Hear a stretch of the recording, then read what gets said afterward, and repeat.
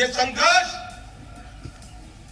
हमारा तुम्हारा समाज का है, पर एक बात याद रखना दोस्तों, यही संघर्ष में हमें बिखरना नहीं, हमें बिखरना नहीं, हमें निखरना है। साहेब, आप बता ठाकोर महापंचायत में जे आव्या छो एमां એટલે મુદ્દા મૂક્યા છે સ્કૂલ કોલેજ યુનિવર્સિટીના રોજગારીના અને આ મુદ્દાઓની અંદર આવનારા સમયમાં જ્યારે અંબાજીથી યાત્રા શરૂ થાય ત્યારે આ તમામ જગ્યાએ રોડ ઉપર આપની વચ્ચે રહેવાનો છું, તમામ લોકો રહેવાના છે, એમાં આપ બધા આપણા ગામ આપણા તાલુકામાં એ સમર્થન આપવા સામૈયા કરવા માટે પધારો અને પછી જરૂર પડે તો ફરીથી એ જ જીએમડીસી નો કોલ આપીશું અને જીએમડીસી આંદોલન એ છેલ્લું છે। ફરીથી આપ બધા અહીંયા ઉપસ્થિત રહ્યા એ બદલ આપ બધાનો ખૂબ ખૂબ આભાર માનું છું અને આપ બધા ખૂબ સંયમતાથી બેસજો, કારણ કે તમામ તાલુકા પ્રમુખો, તમામ જિલ્લા પ્રમુખો તમામે પોતાના વિચારો વ્યક્ત કરવાના છે। છેલ્લે 7 વાગે આની પૂર્ણાહુતિ કરીએ ત્યારે આપણે કયા પ્રકારની દિશા પકડવાના છે બધું જ આપણે નક્કી કરીને જવાનું છે। પરંતુ જે લોકો સવાલ કરે કે અલ્પેશ ઠાકોર કેમ ચૂપ બેઠા છે, કોઈ પણ આંદોલન કોઈ પણ નીતિ એ રાતોરાત ગાનાની માફક સફળ નથી થવાતું, એના માટે પ્લાનિંગ જોઈએ અને પ્લાનિંગ કરીને આગળ નીકળો તો જ તમે સફળ થતા હો છો। એટલે આ સફળતા માટેનું આંદોલન છે, સામાજિક ક્રાંતિ માટેનું આંદોલન છે અને એમાં આ કોઈની વિરોધનું આંદોલન નથી, આ અમારા અધિકારનું આંદોલન છે અને એમાં સરકાર પણ સમર્થન કરે, સરકાર પણ મદદ કરે એવી વિનંતી કરીએ છીએ। સાથે તમામ રાજકીય આગેવાનોને પણ વિનંતી કરીએ છીએ અને ગુજરાતના તમામ સમાજોને પણ વિનંતી કરીએ છીએ કે ઈચ્છતા હો કે આપ આ ગરીબોની સાથે આપની સંવેદના હોય, આ ગરીબો માટે પણ આપ આગળ આવવા માંગો છો તો એના માટેનું આંદોલન છે, એમાં તમામ લોકો જોડાય એવી વિનંતી કરું છું। પરંતુ માફ કરશો, એવું કઈ નહીં થાય કે જેનાથી ગુજરાતની દિશા અને ગુજરાતની એકતા અને અખંડિતતાને નુકસાન થાય, એ ક્યારે ના અમે પહેલા પ્રયત્ન કર્યો છે અને અત્યારે કર્યો છે। સમગ્ર ગુજરાત, ચાહે સૌરાષ્ટ્ર હોય, ચાહે ઉત્તર ગુજરાત હોય, ચાહે મધ્ય ગુજરાત કે દક્ષિણ ગુજરાત હોય, તમામ જગ્યાએ ઠાકોર સેનાની અને ઓબીસી એસટી એસટી એકતા મંચની યાત્રા આવવાની છે અને યાત્રાની અંદર આપ બધા વિશાળ સંખ્યાની અંદર જોડાઓ એ જ વિનંતી સાથે વિરમું છું। ફરીથી છેલ્લે પૂર્ણાહુતિનું જે કઈ સમાપન છે, પૂર્ણાહુતિ માટે પણ આપણી વચ્ચે આવીશું અને એ વખતે કેટલું કયા પ્રકારનું કઈ જગ્યાથી આપણી યાત્રા નીકળશે એની પણ વાત આપણી વચ્ચે કરવાનો છું। પરંતુ એ ત્યાં સુધી જે જિલ્લા પ્રમુખો બાકી છે, જે તાલુકા પ્રમુખોને પોતાના વિચારો વ્યક્ત કરવા છે, એ તમામ માટે છૂટ છે। ખુલ્લા માઇક, કોડલેસ માઇક ક્યાં છે ભાઈ?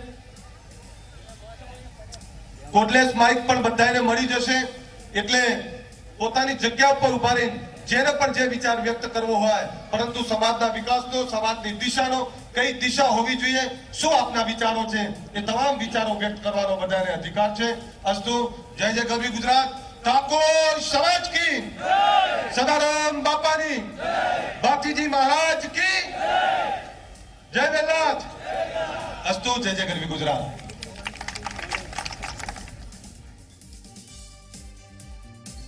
તમામ મુદ્દાઓને લઈ અને ગુજરાતની ક્ષત્રિય ઠાકોર સેના 2011 થી કામ કરી રહી છે અને એટલે જ હવે જરૂરિયાત ઊભી થઈ, અમે જાગૃત થયા, અમે વ્યસન મુક્તિની વાત કરી તો કોઈ એવું કહ્યું કે અડ્ડા કેટલા બંધ થયા।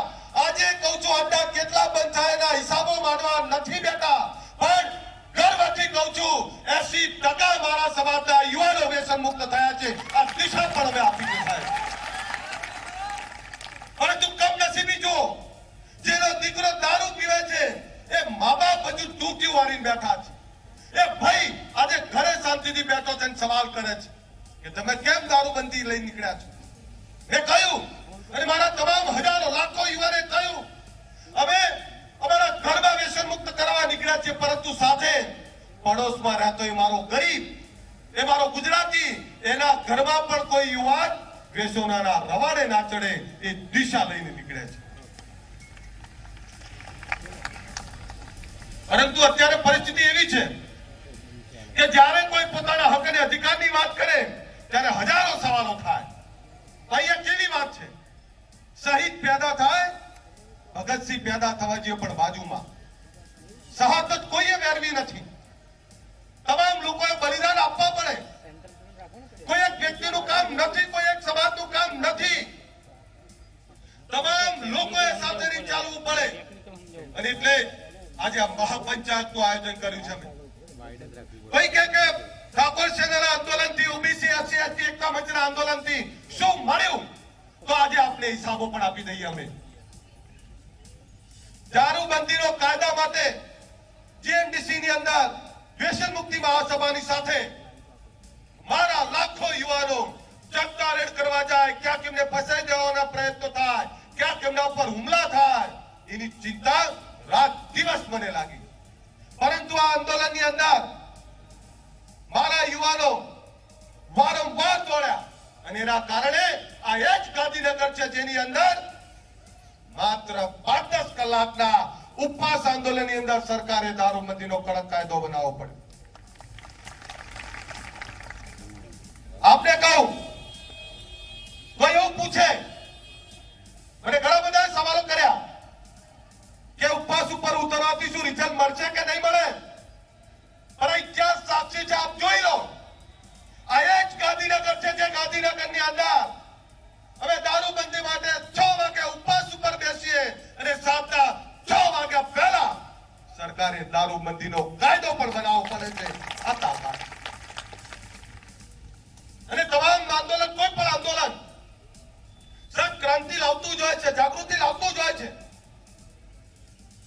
અમદાવાદના મારુતિ હાસલપુર પ્લાન્ટથી બેરોજગાર યાત્રા નીકાળી ત્યાંથી અમદાવાદ સુધી જવાનું હતું. 23 તારીખે પડે પહેલા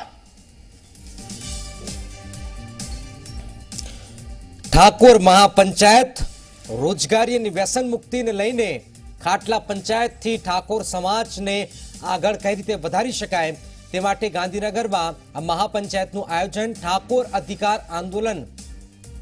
તો ખાટલા પરિષદ અને ખાટલાની પરિષદથી આખરે ઠાકોર મહાપંચાયતનું આયોજન.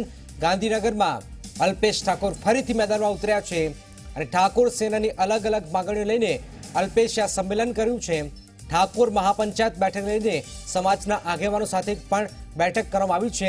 વિવિધ માંગણીઓ પર રજૂ કરવામાં આવેલી છે.